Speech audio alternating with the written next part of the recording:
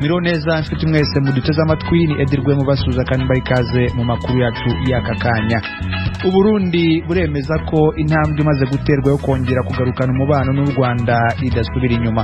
Nyakubahwa umushikiranganje wa mbere w'u Rwanda yaje azanye ubutumwa budasanzwe bwa mugenzi we arongoye igihugu cy'u Rwanda, ivyo akaba ari ibikorwa tutaderuka kubona mu bijanye n'imigenderanire y'u Burundi n'u Rwanda. Uyu ni Evelyn Butoyi, umuvugizi wa Presidence y'u Burundi, ni nyuma gato y'ibiganiro President Evariste Ndayishimiye yagiranye na Minisitiri w'Intebe w'u Rwanda ejo kuwa kane i Bujumbura. Itsinda ry'abasenateri n'abadepite ba Leta Zunze Ubumwe za Amerika ryongeye kugaragaza impungenge batewe n'ifungwa ry'umunyapolitike Paul Rusesabagina. Mu mahanga, Leta ya Ethiopia ntiyemeranya n'abayishinja gufunga amayira no guhagarika imfashanyo zigenewe ibihumbi by'abaturage bashonje mu ntara ya Tigre iri mu majyaruguru y'igihugu. Izo nkuru n'izindi ni mukanya. Amakuru yacu tuyahere ku makuru avugwa hirya no hino ku isi. Leta ya Ethiopia ntiyemeranya n'abayishinja gufunga amayira no guhagarika imfashanyo zigenewe ibihumbi by'abaturage bashonje mu ntara ya Tigre iri mu majyaruguru y'igihugu. Amakuru dukesha ibiro ntara makuru by'abongereza Reuters avuga ko Leta ya Ethiopia ihakana ayo makuru, yo ikavuga ko ikomeje kubaka ibikorwa remezo bizafasha iyo nkunga ahanini igizwe n'ibiribwa kugera kubo igenewe. Abonana n'intumwa zihagarariye ibihugu byazo muri Ethiopia, Minisitiri w'Intebe wungirije Demek Mekanon yahakanye amakuru avuga ko igihugu cye gikoresha gushonjesha abaturage nk'imwe mu ntwaro y'intambara. Yavuze ko ayo makuru ari ibihuha. Bwana Mekonon yabwiye abo badiplomatiko bamaze iminsi bagerageza gusana ibikorwa remezo birimo imihanda, kugarura amashanyarazi, ibikorwa by'itumanaho, internet na serivisi z'amabanki. Reuters ivuga ko mbere gato yuko umujyi wa Mekele wigarurirwa n'abarwanyi b'umutwe wa TPLF, biboneye ubwabo amakamyo 38 buri imwe yikoreye toni 43 z'ibiribwa yahagaritswe mu mujyi wa Maitsebri wagenzurwaga n'ingabo za Leta ya Ethiopia. Kuri wa gatanu, ishami ry'umuryango w'abibumbye ryita ku biribwa PAM ryatangaje ko imodoka zabo zongeye kwemererwa kugenda, ariko ko bafite inzitizi nyinshi kugeza izo mfashanyo ku baturage bashonje. PAM irateganya kuba yagejeje izo mfashanyo ku baturage barenga ibihumbi 40 mbere yuko iki cyumweru kirangira. Abakozi bo mu buvuzi muri Afrika y'Epfo barakangisha kwitabaza urukiko mu gihe ubuke bw'abaganga burimo kugira ingaruka ku bikorwa byo kurwanya COVID-19. Ni inkuru twateguriwe na Eugenia Mukankusi. Ishyirahamwe ry'abaganga muri Afrika y'Epfo ryarikangishije kurega guverinoma mu rukiko kubera umubare w'abaganga barangiza amashuri badashobora kubona imirimo nubwo hari ubuke bw'abaganga muri ibi bihe by'icyorezo cya COVID-19. Ishyirahamwe Sama yavuze ko ari urukozasoni kubona mu nkubiri ya gatatu y'ubwandu abanyeshuri bo mu buvuzi bimenyereje akazi bakaba bararangije mu kwezi kwa gatatu no kwa kane, bagitegereje ko guverinoma ibaha imyanya mu bitaro bya leta kugira ngo buzuze igihe cyabo cyo kwimenyereza. Ibiro ntaramakuru by'abongereza Reuters dukesha iyo nkuru byasabye umuvugizi wa department ishinzwe ubuzima kugira icyo abivugaho, ntiyasubiza. Angelique Kowetsi, umuvugizi w'ishyirahamwe Sama, yabwiye Reuters kuri telefone ko byagombaga kugera uyu munsi bose baramaze gushyirwa mu myanya. Yongeyeho ko ashobora gushaka icyemezo cy'urukiko igihe bitashoboka. Yavuze ko igihe kirimo kubashirana bitewe n'uko hakurikijwe igihe gisanzwe cyo kwimenyereza bagomba kuba babonye aho bazakorera bitarenze ukwezi kwa karindwi, bitabaye bazicara mu rugo umwaka wose. Ubu Afrika y'Epfo irabarura abantu barenga 16,000 bashya bandura COVID-19 ku munsi. Ahanini biraterwa n'ubwoko bushya bwa virusi Delta bwandura cyane no kubera ko hafi 50% gusa by'abaturage aribo bamaze guhabwa byibura urukingo rumwe. Impungenge zikomeje kwiyongera ko mu gihugu cya Afghanistan hashobora kwaduka intambara nyuma y'itahuka ry'ingabo z'amahanga zirimo n'iza Leta Zunze Ubumwe za Amerika. Fidel Niyongabo niwe waduteguriye inkuru. Umutegetsi ajejwe umutekano wa Amerika atashatse ko izina ryiwe rimenyekana yatangaje ko inteko zose z'abanyamerika hamwe n'inteko z'ishyirahamwe ryo kwivuna abansi ry'ibihugu byo mu buraruko bw'ibahari Atlantique OTAN zavuye mu kibanza cy'igisirikare kigwanira mu kirere ca Bagram, naho hakiri izindi inteko zitaravanwa mu kindi kibanza ca gisirikare ku mugwa mukuru wa Afghanistan Kabul. Gukura inteko mu kibanza ca Bagram birangije icese intambara yamaze igihe kirekire cyane mu mateka ya Amerika.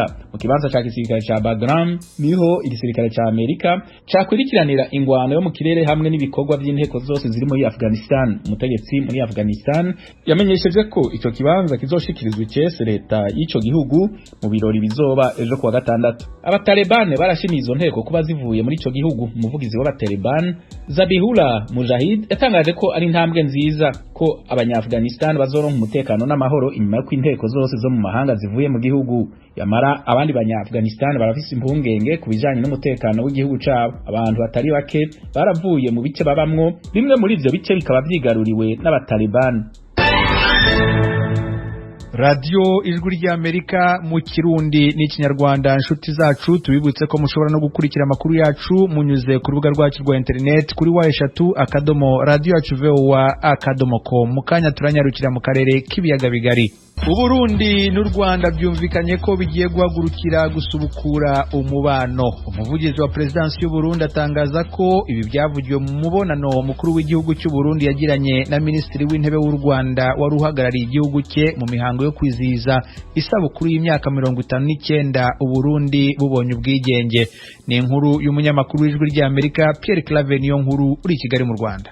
Inyuma y'ibirori byo guhimbaza umunsi mukuru w'imyaka 59 iheze Burundi burose ntayo yo kwikukira, umukuru w'igihugu cy'u Burundi yaciyeho umubonano udasanzwe intumwa ya mugenzi we w'u Rwanda umushikiranganje wa mbere Perezida Evariste Ndayishimiye na Edouard Ngirente bafunditse ko abategetsi b'ivyo bihugu bibiri bagiye gusubira kunga ubucuti bw'akadasohoka maze hagasubira kuba uruja n'uruza hagati y'ivyo bihugu bibiri. Evrine Butoyi umuvugizi w'umukuru w'igihugu yabibwiye abamenyesha makuru i Bujumbura. Nyakubahwa umushikiranganje wa mbere w'u Rwanda yaje azanye ubutumwa budasanzwe bwa mugenzi we arongoye igihugu cy'u Rwanda. Ivyo akaba ari ibikorwa tutaderuka kubona mu bijanye n'imigenderanire y'u Burundi n'u Rwanda. Ubwo butumwa rero akaba ari ubutumwa ibijanye n'imigenderanire hagati y'u Burundi n'u Rwanda, bavuga yuko bagiye gutera indi ntambwe. Baranumvikana yuko ivyo babayemwo ivyo bihugu ko ari bibiri ko bobisezerera mbese bagatera indi ntambwe yo gusubira gushimangira imigenderanire hagati y'ivyo bihugu uko ari bibiri. Ivyo bihe bibi vyaranze Burundi n'u Rwanda byatanguye mu mwaka w'ibihumbi 2015. Uburundi bwagirije u Rwanda ko rwahaye ndari impunzi zirimwo abashatse gutembagaza ubutegetsi. U Rwanda nabwo rwagiriza Burundi ko rubitse abahungabanya umutekano w'igihugu. I Bujumbura harabaye imyerekano akatari gake yo kwiyamiriza u Rwanda mu nyuma imipaka y'ibihugu vyombi irugagwa. Umuhinga yanonosoye ivya kahise na politike n'imigenderanire asigura ko ingaruka mbi zabangamiye abanyagihugu cane cane abegereye imipaka. Gervais Nibigira abona ko ubu agacu katanguye kuba keza. Tubona yuko uyu munsi hariho ugushaka hagati impande zose zibiri zo kunagura imigenderanire, aho umuntu abivuga afatiye ku majambo ashikirizwa n'abarongo ivyo bihugu mu biganiro bashikiriza mw'ishamakuru canke abanyagihugu. Ico ni ikintu ciza rwose, haba ku Barundi haba ku Banyarwanda, nk'abantu ba mu ntara zihana urubibe nka Cibitoke, Kayanza, Ngozi, Kirundo eka na Muyinga, abatakaje byinshi bashorerayo ibidandazwa cyangwa bagurirayo ibyo bakenera bo nyene no guhana abageni bakubakana. Iyo byose byarahagaze. Bamwe muri abo banyagihugu Abanyacibitoke mu ntango z'iyendwi bari biganijwe ry'Amerika agahombo bahagiriye, bakifuza ko iyugururwa ry'imipaka yonyaruka. Twabashobora tukora mu Rwanda tugashobora tumandire na mu Rwanda tukaronka udufaranga twabasha kuronka tudagara ko abantu ngo dusa n'abantu twishe dusa n'abantu baboshe. Nyakubahwa mukuru w'igihugu cy'u Rwanda na nyakubahwa mukuru w'igihugu cy'u Burundi ko bo bicara hamwe bakayaga bakugurura imbibe abantu bagasubira kugenderanira.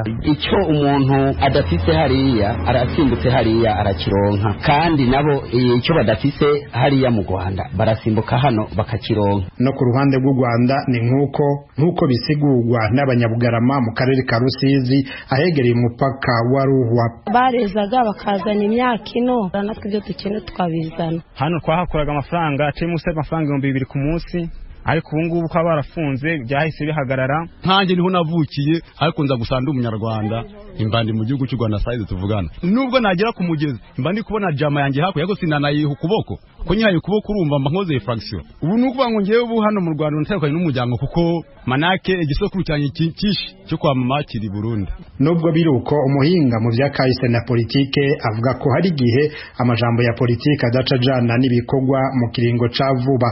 Gervais Nibigira arafise n'amakenga ko inagurwa ry'imigenderanire rishobora kubangamira uburenganzira bw'impunzi z'abarundi zahungiye mu Rwanda. Igihugu cy'u Rwanda Tanzania n'impunzi zahungiyeyo biba byose rwose ko izi mpunzi zita hamwe mwabo bafise umwizero yuko ibyo bahora babavuga ko ibyo baraba bageriza bitakihari byoba ariko cyane cyane ku neza y'abarundi n'abanyarwanda atamuntu n'umwe bizoza bibangamira ngo nuko migendanire yabonetse bice bitumagira abantu bamwe cyangwa abandi bamerwa nabi mu mwanya yuko abandi bazoba bariko barashimishwa imigendanire mishasha ese kunagokwa.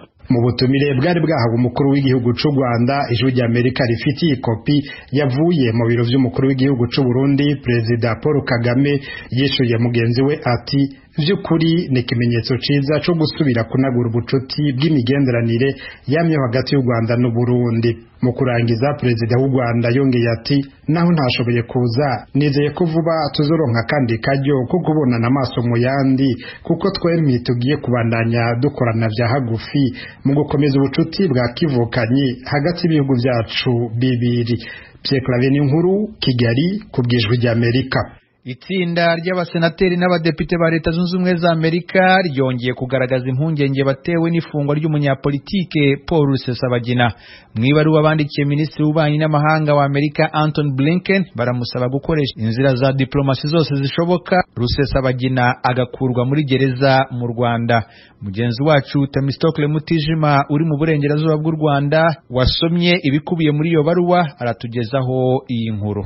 Iyo baruwa bigaragara ko yanditswe mu mpera z'ukwezi gushize kwa gatandatu igashyirwaho umukono n'abasenateri n'abadepite bose hamwe 41 iributsa ko mu kwezi kwa 12 k'umwaka ushize hari indi baruwa abadepite n'abasenateri 36 bandikiye Perezida w'u Rwanda Paul Kagame bamusaba gusubiza Paul Rusesabagina muri Amerika kongera guhura n'umuryango we. Abo bakagaragaza ko na n'ubu bagitewe impungenge n'uburyo bunyuranyije n'amategeko Leta y'u Rwanda yakoresheje mu gufata no gufunga Rusesabagina, cyo kimwe n'amakuru aturuka mu muryango no muri fondasiyo ye ko Leta y'u Rwanda yamwangiye kubona ubwunganizi mpuzamahanga ikanakomeza guhonyora uburenganzira bwe ku biganiro agirana n'abamwunganira b'imbere mu gihugu. Izi ntumwa za rubanda zivuga ko umucamanza uburanisha urubanza rwa Rusesabagina yanze kumurekura by'agateganyo, ahubwo abategetsi bagereza bagahitamo kumufungira mu kasho ka wenyine amasaha agera kuri 23 ku munsi bakanakomeza kumwima imiti yandikiwe na muganga. Bati benshi muri twe twahuye nabo mu muryango we ndetse n'abamushyigikiye batubwiye ko Rusesabagina yaba yarakorewe ibikorwa bibabaza umubiri mu gihe cy'ibazwa rye. Iri tsinda ry'abasenateri n'abadepite rivuga ko ikirenze kuri ibyo bakimara kohereza ibaruwa ya mbere bandikiye Perezida w'u Rwanda Kagame, umuyobozi wa kaminuza ya St Mary i San Antonio muri leta ya Texas yagaragarije urwego FBI rushinzwe iperereza muri Amerika impungenge atewe n'ibikorwa by'ubutasi by'abakozi ba Leta y'u Rwanda kuri iryo shuri. Ni nyuma y'aho abadiplomate ba Leta y'u Rwanda ngo baba barihaye uburenganzira mu buryo bunyuranyije n'amategeko ku nyandiko yo kuri murandasi y'ikiganiro cyari cyakorewe muri iyo kaminuza kubirebana n'ifatwa rya Rusesabagina. Bati iyo myitwarire irashimangira ibikubiye muri raporo y'ikigo Freedom House ivuga ku bikorwa mpuzamahanga bya Leta y'u Rwanda byo gukomeza kubuza amahwema abayinenga hirya no hino ku isi. Aba basenateri n'abadepite baributsa Bwana Anthony Blinken ko yari yabijeje mu nyandiko ko ubutegetsi bwa Biden na Harris buzakora ibishoboka Bwana Rusesabagina kaburanishwa mu buryo buboneye kandi bunyuze mu mucyo. Bati tukwandikiye tugusaba ibisobanuro birambuye ku by'ubutegetsi bwaba bumaze gukora ku iburanishwa riboneye rya Rusesabagina kugeza ubu n'igisubizo cy'abategetsi b'u Rwanda. Abo bakavuga ko mu kibazo cya Rusesabagina hari byinshi na n'ubu bitarasobanuka. Bati niba intumwa idasanzwe y'ibiro bya Perezida ku birebana n'ibikorwa by'ifatwa bugwate ikiyoboye ibikorwa bya Minisiteri y'Ububanyi n'Amahanga mu gushaka uko Rusesabagina yarekurwa, dukeneye kumenya umusaruro ibikorwa by'iyo ntumwa idasanzwe bimaze gutanga ku muhate wa Leta Zunze Ubumwe za Amerika kugeza ubu. Izo ntumwa za rubanda muri Amerika zivuga ko bitewe n'uko ubutabera bw'u Rwanda bukomeje guhonyora uburenganzira bwa Rusesabagina bwirengagije ibyo bwasabwe n'ubutegetsi bwa Amerika ko agomba guhabwa ubutabera buboneye, zikeneye kumenya niba mu gusubiza kuri ibyo hari icyo leta ya Amerika iteganya gukora cyane cyane mu mibanire y'icyo gihugu n'u Rwanda. Bagasoza basaba Bwana Anthony Blinken gutanga ibisobanuro ku bikorwa Minisiteri y'Ububanyi n'Amahanga ya Amerika ku bufatanye n'izindi minisiteri yaba irimo gukora mu gukumira iterabwoba, ibuzwa amahwemo n'ihohoterwa byakwibasira abandi banyarwanda baba muri Amerika. Nkasoza nibutsa ko nubwo yivanye mu rubanza avuga ko nta butabera yizeye mu gihe uburenganzira bwe butubahirizwa, Bwana Paul Rusesabagina yasabiwe n'ubushinjacyaha gufungwa burundu, igihano kiruta ibindi mu Rwanda. Ni mu rubanza reganwamo n'abahoze ari abayobozi n'abarwanyi b'umutwe wa FLN ashinjwa gushinga no gutera inkunga mu bitero bihungabanya umutekano ku butaka bw'u Rwanda. Radio Ijwi ry'Amerika ivugira i Washington DC mu Kirundi no mu Kinyarwanda. Ku munsi w'ejo Uburundi bwizihije isabukuru y'imyaka 59 bubonye ubwigenge. Ese iyi myaka 59 isigiki Uburundi? Intambwe yatewe ni iyihe? Niki gikwiye gukorwa kugira ngo abarundi bose bagire ku bwigenge nyabwo? Ibyo nibindi mugenzi wacu Frederic Nkundikije yabiganiriyeho n'impuguke muri politike zirimo ambasaderi Isidore Mbayahaga, Inosabano na Paul Nkunzimana. Uyu Nkunzimana aravuga ku byiza abona Uburundi bwagezeho nyuma y'ubwigenge. Jewe nibaza yuko umuntu avuze yuko Uburundi bwarose ntayo kwikukira biragoye kumva, ndetse si no mu Burundi gusa n'ibihugu byose byo muri Afurika, kuko usanga muri ibi bihe ibyo bihugu kuri nta kwikukira bifise, ingingo zose usanga zifatirwa hanze, kandi by'ukuri igihe abanyagihugu bahaguruka barondera kwikukira. Jewe ahubwo icyo nemera ni uko iyo bavuze nko muri ibi bihe kuba ari nko kwibuka ku by'ukuri, kuko no kwibuka umunsi w'itariki ya mbere w'ukwezi kwa kwindwi 32, kuko ibyo abanyagihugu barondera igihe bahaguruka bashaka kwikukiranya, ariko umugabo inyuma yaho ku by'ukuri ntibyabaye. nabo turakigaruka ko ukuntu byagiye biragenda by'ukuri nta kwikukira kuhari. Ariko muriko mutubwira ko mu Burundi nk'uko mwavuze no mu bindi bihugu byo muri Afurika atakwikukira bafite muri iki gihe? Oya, nta kwikukira ku kanya gatoyi. N'akarorero ni uko inziryane zihari hose muri Afurika, haba mu Burundi, haba i Kongo, haba hehe, haba muri za Mali, haba intambara zose mu bihugu bya Chad, muri Congo d'Afrique, ingwane zihari umuntu yumva muri za Mozambique n'ahandi. Izo zose bituma nuko nyine atakwikukira ivyo bihugu bifise, kandi icyo nohera ko kuvuga nuko hajya ukwikukira bwa mbere, kuko n'ibya politiki byose biva ku butunzi, kuko ubutunzi nibwo butuma ibindi byose bigenda uko biri. Amapolitiki yose ava ku butunzi, ndetse hariho n'umushinga umwe hitwa Lindwe yize kuvuga yuko la politique ni concentrée de l'économie. Ni uvuga yuko ipolitike ku by'ukuri ihagaze ku butunzi. Iyo rero ata kwigenga kuhari ku butunzi bw'igihugu, ugasanga ubutunzi bw'igihugu buri mu minwe y'abanyamahanga, icyo gihugu nicyo kikukira gatoya. Icyo kibazo turakigaruka ko, ariko nagomba mbaze na ambasaderi Isidore Mbayahaga nawe nyine agira icyo avuze ku byerekeye ibintu Burundi bushobora kuba bwararanguye muri imyaka 59 irangiye. Narivuze nti muri imyaka 59 irangiye Uburundi buhawe intahe yo kwikukira. Mu by'ukuri kuva kiriya gihe urabona yuko Uburundi bwaje intahe yo kwikukira, mugabo wari karabucura bufuri na buhoro atabishaka, ndetse kwasa no kumenga kwawe kuri mugobotora. kuva icyo gihe rero uburundi babona ko bwagiye bugira ibibazo cyane cyane bituruka muri abo nyine badushaho na buhoro abakoroni. Murabona yuko intahe yo kwikukira yahavuye rero igira ingorane kubera abarundi bagiye baracanamwo kubera inzankano zagiye zirabirwa mu mitima y'abarundi bagatandukanywa n'inyigisho mbi zava muri abo bakoroni nyene. Ariko rero urabona yuko uno munsi mbere duhimbaje uno munsi twibuka intahe yo kwikukira uburundi bumaze ikiringo kitari kirekire buriko burerekana nyene yuko bikukiye ndetse bukereka n'uwabukoroniza yuko bikukiye. Ubu hari ibimenyetso bigaragara neza yuko